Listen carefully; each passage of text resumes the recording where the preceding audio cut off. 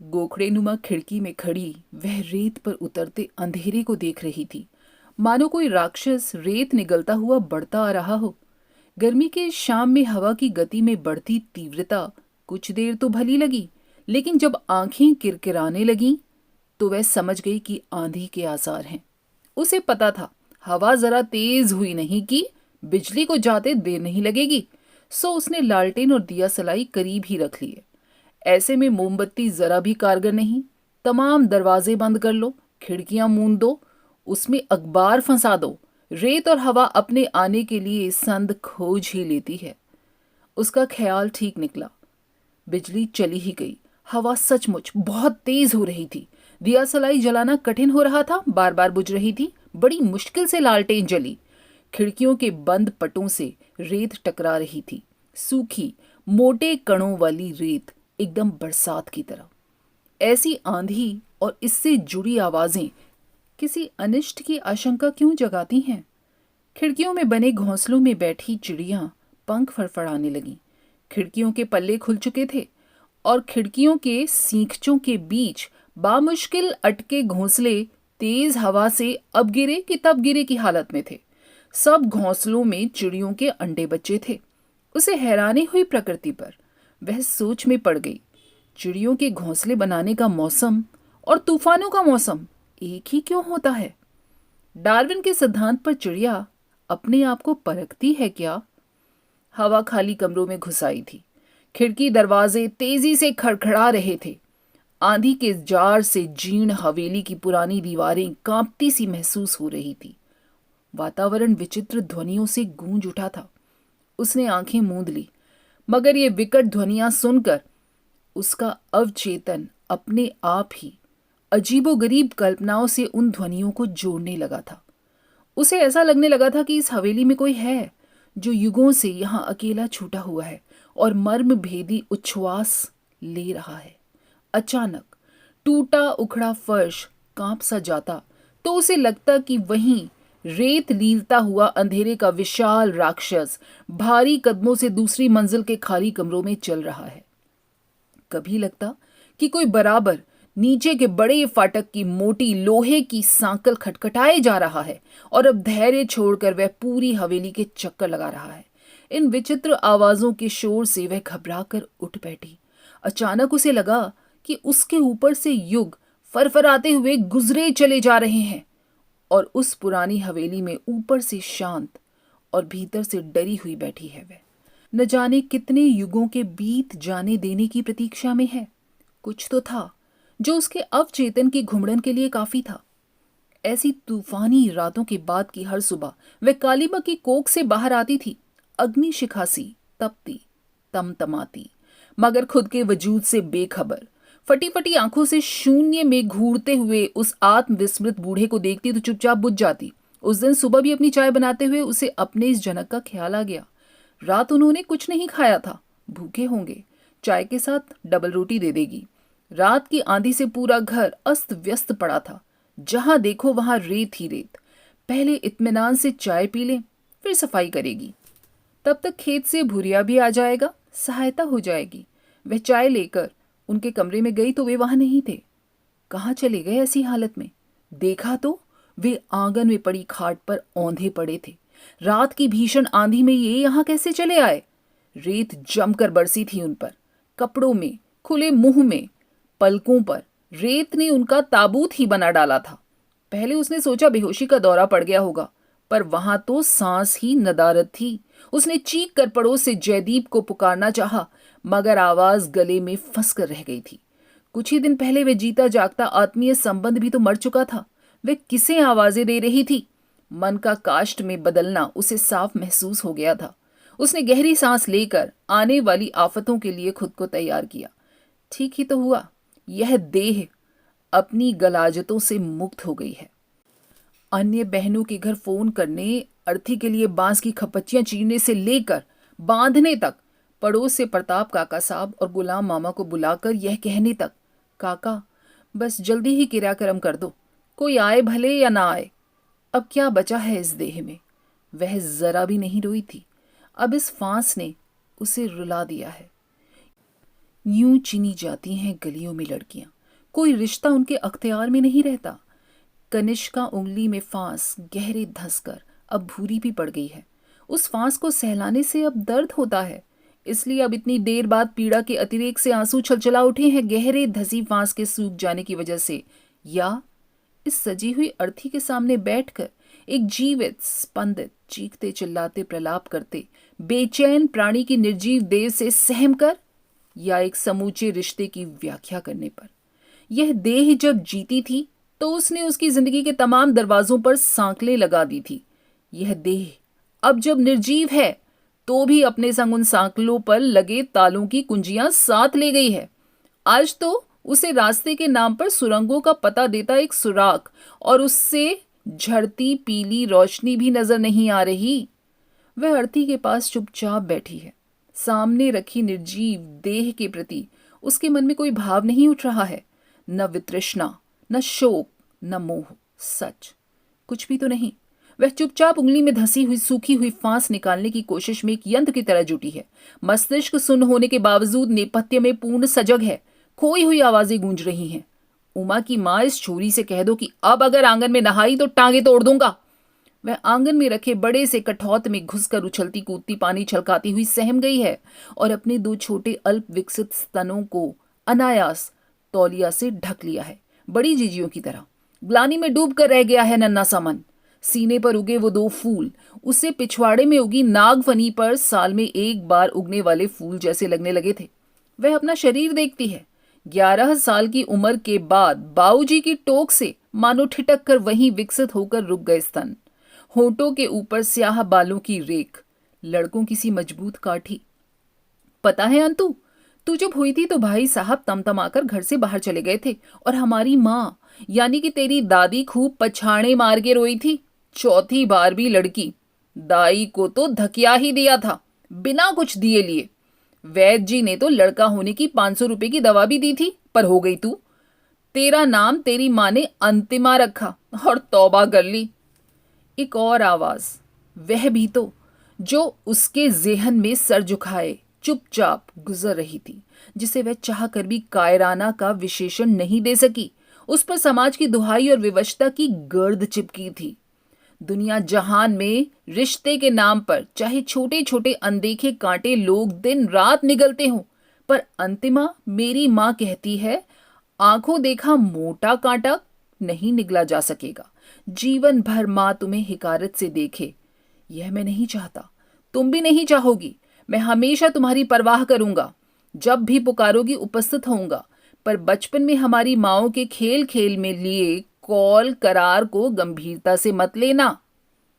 सारी जीजियों का ब्याह हो गया था, मगर माँ उसके हिस्से के अपने सारे कौल व करार और हिसाब किताब अधूरे छोड़कर उस दुनिया से चली गई थी। तो भी वह मनहूस बनकर उस घर के भाग्य से चिपकी रही है। बुढ़ापे की औलाद में क्या लड़के ही प्यारे होते हैं?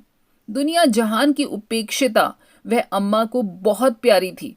वे दिन रात छाती से उसे चिपकाए घुमा करती थीं, बहुत बड़े होने तक। मगर उसके 14 साल के होते होते वे जाती रहीं। अपनी गिरती सेहत का इलाज वे नीम हकीमों के जरिए खुद ही कराती रहती। बाऊजी ने तो उसके पैदा होने के बाद अम्मा की तरफ मुड़कर भी कभी नहीं देखा था। कभी कभी अम्मा के कमरे से हताश फुसफुसाहट उभरती, हमसे मतलब ही क्या है उस रांड नर्स के रहते आपको? एक दिन हम पैर घिस घिस के मर जाएंगे, ब्याह लाना उसे भी। उत्तर में वही दहाड़, कल की मरती हो तुम तो आज मर जाओ। तूने दिया ही क्या है हमें, 4 छोरियों के सिवा? 3 तो जस तस ब्याह दी। वे दांत किटकिटाते, अब ये चौथी, इसे तो मैं कुएं में ही फेंक आऊंगा। अब और कर्जा लेना मेरा बस की नहीं है। अपने कमरे की तरफ जाते हुए ताव के साथ मुड़ते और लपक कर माँ के कंधे झकझोर कर कहते, और जिसे तू रांड कह रही है ना, तैने ही धर्म बहन बनाया था उसे, और उसी ने तीसरी के ब्याह में बिन ब्याज पैसा दिया था। हाँ जी हाँ, बिन ब्याज उसने तो हमारा वो सब कुछ गिरवी रखवा लिया है जिसे हम अपने जीते जी भी ना छुड़ा पाए। माँ के जाने के बाद ये हवेली कितनी सूनी हो गई थी। शाम होते ही नींद पर बैठे कौओं के शोर इसे और मनहूस बना देता था। फिर रात के ढलते हुए सन्नाटे में मोर का प्याऊ प्याऊ इसके भीतर एक निर्वात को जन्म देती थी। उसके वजूद में भी जब सन्नाटा पसर जाता था तब उसे इस हवेली के भरे पूरे जवान दिन याद आते, अपने बचपन के दिन, अम्मा, तीनों बड़ी बहनों और उनका लाड, उनकी शानदार शादियां, हर तीज त्योहार, उनका मायके आना, घर में उत्सव का माहौल आए दिन बना रहता था। पिता का व्यापार और सट्टा दोनों उरूज पर थे। याद आता फागुन में पकते गेहूं और जलते पलाशियों का मौसम, पड़ोस की चाची के बेटे जयदीप के साथ बैलगाड़ियों के पीछे लटक कर उसके खेतों पर जाना, जंगल जलेबी के ऊंचे पेड़ों पर चढ़ जाना, बबूल पर लटके पूरे बने और अधबने बयां के घोंसले उतार लाना, ड्रैगन फ्लाई की पूंछ में धागा बांधकर हेलीकॉप्टर बनाना। बचपन से ही उन दोनों को पता था, उनकी माओ के सखी भाव में किए गए करार के अनुसार बड़े होकर उन दोनों की शादी होना तय है। मगर उससे उनकी गाढ़ी दोस्ती पर कोई फर्क नहीं पड़ता था। वह निक्कर पहनकर जयदीप के साथ जमकर गिल्ली डंडा खेलती। लड़कियों के खेल उससे रास कभी नहीं आए। बेटे के अभाव की अपनी मनोग्रंथि के तहत बचपन में अम्मा ने उसे हाफ पैंट और शर्ट पहनाई थी। छोटी छोटी आंखें, भक्क गोरा रंग, छोटी गोल नाक, ऊपर वाले होंठ के ऊपर हमेशा पसीने की बूंदें और गहरे भूरे रोए, छोटे गटे घुंघराले बाल। अक्सर अनजान लोग उसे लड़का समझ लेते। जयदीप के नए दोस्त उसकी पीठ पर धौल जमाकर लड़का समझकर, अम्मा के साथ ननिहाल जाते हुए बस का कंडक्टर भी उसे लड़का समझ लेता। उम्र का वह संधि स्थल ना आया होता तो वह माँ का बेटा बनी रहती। 5 दिन घर में बंद रहने के बाद वह छठे दिन चेहरे पर ढेर सारी अव्यक्त ग्लानि लिए छत पर गई थी। तब जयदीप हंसकर बोला था, तो जीजे की तरह तेरे भीतर भी अब कांच की गुड़िया रहने लगी है। माँ कहती है, लड़ाई में बहन को पेट में मुक्का नहीं मारना। लड़कियां अंदर से नाजुक होती हैं, कांच की गुड़िया जैसी। क्यों? क्या हर वक्त माँ कहती है ये, माँ कहती है वो? मेरे अंदर कोई कांच की गुड़िया उड़िया नहीं रहती। उसने प्रतिरोध किया था।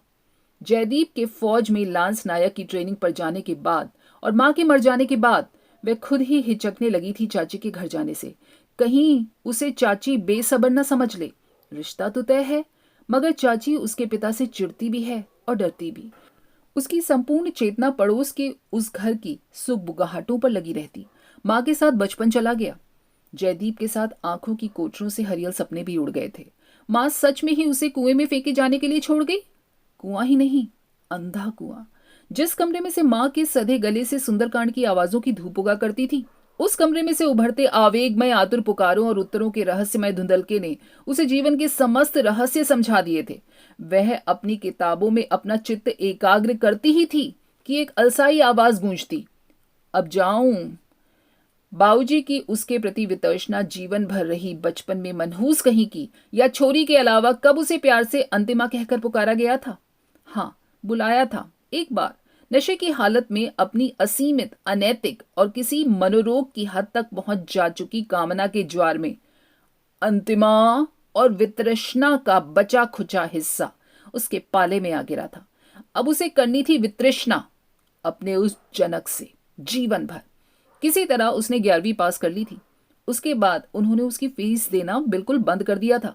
उसके मोहल्ले के 2-4 बच्चों को ट्यूशन पढ़ाकर अपना खर्चा निकालना शुरू कर दिया।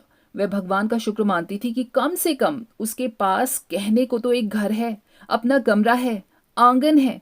आंगन के 2 विशाल नीम के पेड़ हैं, लंबी लंबी छतें हैं, जिन्हें फांद कर वह पड़ोस में जयदीप के घर में कूद जाया करती थी। चाची का हाथ बटाकर जयदीप से बातें कर बाऊजी के लौटने से पहले आ जाया करती थी। मगर इसी घर ने अपनी दीवारों में भीतर ही भीतर नागफनी कांटे उगा लिए थे। इस घर का स्वामी, उसका जनक, झुंड से तज दिए गए बूढ़े शेर की मानिंद हवेली नुमा गुफा में दिन रात चक्कर काटा करता। अब नर्स भी कभी आती तो कभी 2 मुश्तंडों के साथ पैसों का तकाजा करने के लिए ही आती थी। उसे चुकाने के लिए उन्हें हवेली के पीछे के अहाते का एक बड़ा टुकड़ा बेच डालना पड़ा। वे अपनी हार, हताशा और अकेलेपन के गर्द को शराब से पाट रहे थे। समाज में उन्हें बहुत पहले ही जो सम्मान मिलता था वो खत्म हो चुका था। रिश्तेदार दुरदुराने लगे थे। उस रात उनके नशे में घर लौटने की आहट से हवेली कंपकपा गई। उसके कान सजग हो गए थे। रसोई में उनकी थाली उसने ढककर रख दी थी। अमूमन जब वे देर से रात को पीकर लौटते थे तो जैसे तैसे खाना खाकर वे सीधे अपने कमरे में जाकर सो जाया करते थे। सुबह देर से आड़त पर जाते, मगर उस दिन वे लड़खड़ाते हुए, चीजों से टकराते हुए, उन्हें गिराते, खुद गिरते हुए सीधे उसके कमरे में चले आए। अंतिमा सो गई है क्या? आवाज सायास नरम हो गई थी। वह चुप रही। उनसे उसका वार्तालाप लगभग नहीं के बराबर होता था। बहुत दिनों से तूने स्कूल की फीस नहीं मांगी। स्कूल छोड़ दिया है क्या? वे अंधेरे में टटोलते हुए उसके बिस्तर पर बैठ गए। जेब में से नोटों की गड्डी निकाली। ये ले फीस, 12वीं में एडमिशन ले ले, तू ही मेरा लड़का है अब तो। कमरे में धुंधली 0 पावर के बल्ब की रोशनी थी। उनके क्रश शरीर की परछाई भी दीवार पर दानव की तरह पड़ रही थी। उसके सर पर हाथ फेरते फेरते अचानक उनके हाथ नीचे सरक आए। अचानक वे उसके स्तन दबोचने लगे। वह बुरी तरह चीख पड़ी तो गुस्से में भन्ना गए। शोर मत मचाए छोरी, कहकर एक चांटा रसीद दिया था और अपने कमरे में चले गए। वह रात भर कांपते हुए और रोते हुए अपने संकल्पों और विकल्पों से उलझती रही। उसे पढ़ लिखकर अपने पैरों पे खड़ा होना होगा। इस यंत्रणा ग्रह से निकलकर भागना होगा। कब, कहां और कैसे? उस दिन पहली बार उसे अपने दबंग, लापरवाह, विद्रोही व्यक्तित्व के बाहरी आवरण के भीतर एक कांच की नाजुक गुड़िया कांपती सी नजर आई थी। उसकी सुरक्षा को लेकर वह डर गई थी। गलियों में आए दिन पुरुषों के स्वर में बकी जाने वाली गालियां उसके जहन में गूंज रही थी। वे गालियां जिनका इस्तेमाल क्रोध में भी होता है, प्यार में भी। दो पुरुषों के शक्ति प्रदर्शन के बीच औरतों के जिस्म चिने जाते हैं, जिनमें से चिने जाकर खून के रिश्तों का दम घुटा करता है। बहुत मुश्किल से संभाला था उसने अपनी टहनी की तरह टूट जाने वाली उस उम्र में स्वयं को। वह उठी तो नोटों की गड्डी जमीन पर पड़ी थी। उसने चुपचाप से खाट की निवाड़ के नीचे उसे छुपा लिया। आखिर उसे एक दिन पास के शहर के नर्सिंग कॉलेज में दाखिला जो लेना है। सुबह सुबह जब वे उठे तो शायद उन्हें कुछ याद नहीं रहा, सिवाय इसके कि उन्होंने सट्टे में जीते नोटों की गड्डी कहीं गिरा दी है। उन्होंने जब उससे पूछा तो उसने पूरी तरह उदासीनता के साथ अनभिज्ञता जता दी। पिछली रात के उस अपवित्र स्पर्श की लिजलिजाहट उसके व्यक्तित्व में फांस बन के गड़ गई थी। वह उनके सामने पड़ने से बचती। चित्त को झुलसाने वाली इस घटना के बाद उसने घबराकर जयदीप को पत्र लिखा था। 17 साल की लड़की की भोली भाली आशंका के तहत, या जाने उस पर अपने अखंड विश्वास के तहत। अब याद नहीं कि क्या लिखा था, पता नहीं वह अपने डर को पूरी तरह व्यक्त कर भी पाई थी कि नहीं, मगर उसका उत्तर जरूर आया था कि वह बेवजह डर गई है। कोई पिता इतना क्रूर कैसे हो सकता है? वह ट्रेनिंग के बाद सालाना छुट्टी पर आएगा, तब बात करेगा। वह उस साल नहीं आ सका। ट्रेनिंग के तुरंत बाद उसकी यूनिट की कश्मीर में तैनाती हो गई थी। इस बीच व्यक्तित्व की तमाम परतों के भीतर बहुत कुछ सहेज कर रखी गई वह कांच की गुड़िया टूट ही गई। उस दिन सियारों की हू से उसकी नींद खुली थी।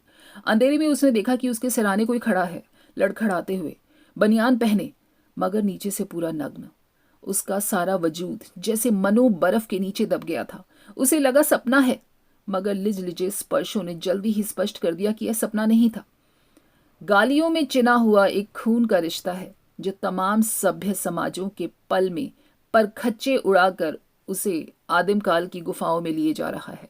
सभ्यता बरहना सिर उन गुफाओं में चीखती घूमती रही। कमजोर दिल, कमजोर लिवर वाले उसके लगभग ठठरी हो आए उसके उसके जन्मदाता में जाने किस दानव की ताकत आ गई थी कि उसका सोचा हुआ गलत साबित हुआ। उसने सोच रखा था कि अगली बार शराब के नशे में पिता ने ऐसी वैसी अगर कोई हरकत की तो उसका सिर दीवार से फोड़ देगी। उसके पिता ने ही उसका सिर दीवार में दे मारा। अर्ध चेतना में न जाने कब समाज और सभ्यताओं के कानों में बरसों से वह एक गाली जो गरम शीशे सी गिरती थी, आज उसी सभ्यता की जांघों में वह लहू से लिखती गई। जब चेतन हुई तो एक स्नायविक तबाही उसके भीतर मची थी। उसका अवचेतन झुलस गया था।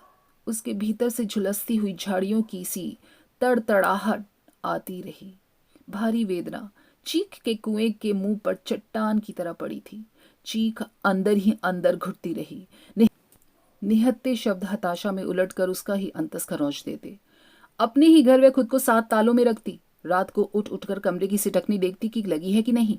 अगले साल की शुरुआत में जयदीप आया था। पड़ोस के घर की सुगबुगाहटों ने उसके आने का पता दे दिया था। इस बार उसने दौड़ दौड़ कर लंबी छतें नहीं लांगी। वह घुटनों में सर छिपाकर चेतनात्मक स्तर पर न चाहकर भी अवचेतन के तले पर उतरकर बाहें फैलाकर उसकी प्रतीक्षा में थी। वह आया, छत से छत के रास्ते नहीं, हवेली के बड़े द्वार से, नीम के पीले पत्तों से अटे आंगन में पत्तों पर चर मर करते हुए बड़े बड़े डग भरता हुआ। पिता से बिना डरे हिचके एक औपचारिक अभिवादन के बाद सीधा वह उसके कमरे में सीढ़ियों पर चढ़ गया। जब गया था तो किशोर सा लगता था, अब पुरुष बनकर लौटा है। चाल में फौज का सिपाही होने की पूरी ठसक आ गई थी। उसके अंदर नमी की बाकी बची एक परत से हर गई। ना वह रोई न फूट कर बिलख सकी। वेदना के पत्थर के नीचे उसकी चीख दम तोड़ चुकी थी। उसने बहुत कुरेदा। उसमें आए एक पथरीले बदलाव की वजह को तो उसके पास गाली में बिंधे उस रिश्ते के बयान के लिए शब्द ही नहीं थे। आंसू थे, पीड़ा थी, जख्म थे, उधड़ा हुआ अवचेतन था। इसके अलावा उसके पास कुछ भी नहीं था जिससे वह समझा पाती। मगर अंतिमा के पिछले वर्ष लिखे गए पत्र के मजमून के प्रकाश में वह बहुत कुछ समझ चुका था। खाली वह ही नहीं समझा, चाची को भी उसके खेत में काम करने वाले भूरे ने हल्का सा संकेत दिया था। बाईसा, अंतु जीजी रे लारे, मालिक रो व्यवहार ठीक कोनी, दारू रा नशा में वे कई भी कर सकें, कोई होश ना रहे कि बेटी है कि बैण। जयदीप के सामने ही जब चाची भूरे के मुंह से यह बात सुन रही थी, तब वह अपने नाती को कांटे निकाल निकाल कर मछली खाना सिखा रही थी। बेटा, बारीक कांटे तो रोटी के साथ चबा जा, पर बड़ा कांटा आंख से देखकर पहले ही निकाल कर बाहर कर रख दे। माँ की सीख पर नाती ने ही नहीं, बेटे ने भी अमल किया था। उसने अपने जीवन के 3 लंबे शून्य वर्षों के खालीपन को स्वीकार कर लिया था। यंत्रणा का हो कि सुख का सैलाब, जब गुजर जाता है तो पूरा का पूरा याद नहीं रहता, लेकिन टुकड़ा टुकड़ा वह जहन में जरूर बनता बिगड़ता रहता है, कैलाइडोस्कोप की तरह या फिर कोलाज की तरह। कई बार ये टुकड़े उड़ते चीथड़ों की तरह सपनों के चेहरों पर जा चिपकते हैं। कितनी ही बार वे घृणित दृश्य सपनों में टुकड़ों में बंटकर सपनों को गंदला कर जाते, एक दूसरे में गड्ढमड होते। मासल भूरे वृत्त, त्रिकोण, चतुर्भुजाकार, घूं घूं करते घूमती गुलाबी मज्जा की शंकावर सुरंगों में भटकता उसका स्व।